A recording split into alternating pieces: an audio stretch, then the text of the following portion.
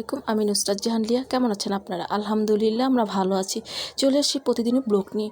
আজকে আমি রান্নাটা করেছি ডাল ছাড়া ডাল।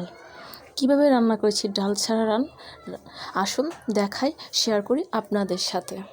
এর মধ্যে কড়াই বসিয়ে দিয়েছি, দিয়ে দিচ্ছি টমেটো, দিয়ে দিচ্ছি পানি, দিয়ে দিচ্ছি লবণ। এখন আমি টমেটোটা ভালো করে সিদ্ধ করে নেব।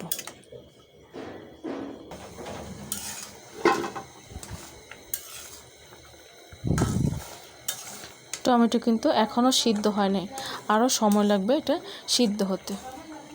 অনেকটা সময় পর ফিরে আসছি। এখন মোটামুটি অনেকটাই গলে গেছে। এখন আমি ঘুটনি দিয়ে ঘুটে দেব। এই তো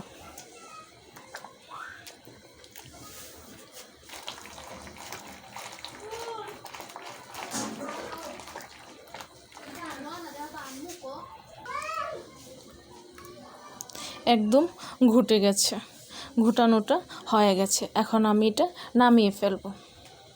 চুলোর মধ্যে কড়াই বসিয়ে দিয়েছি, কড়াইতে দিয়ে দিচ্ছি তেল, দিয়ে দিচ্ছি পেঁয়াজ, দিয়ে দিচ্ছি রসুন বাটা, আদা বাটা, জিরে বাটা, হলুদের গুঁড়ি, ধনিয়া গুঁড়ি, মশলাটা কষানোর জন্য পানি।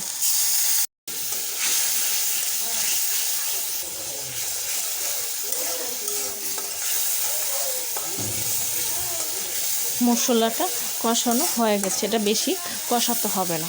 এখন আমি এর মধ্যে ঢেলে দিচ্ছি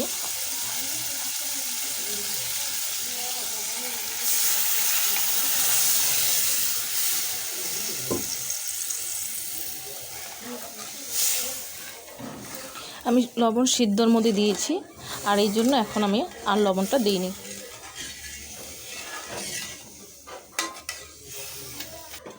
একেবারে রেডি। এখন আমি এটা নামিয়ে ফেলবো। তৈরি হয়ে গেছে টমেটোর ডাল। টমেটোর ডালটা একেবারেই রেডি। আপনাদের কাছে যদি ধনিয়া পাতা থাকে তাহলে দিতে পারেন। আমার বাসায় ধনিয়া পাতা নাই, তাই আমি ধনিয়া পাতাটা দিতে পারি। আশা করি এই শীতের মধ্যে টক টমেটো দিয়ে টমেটোর ডালটা রান্না করে খেয়ে দেখবেন, খুবই ভালো লাগবে।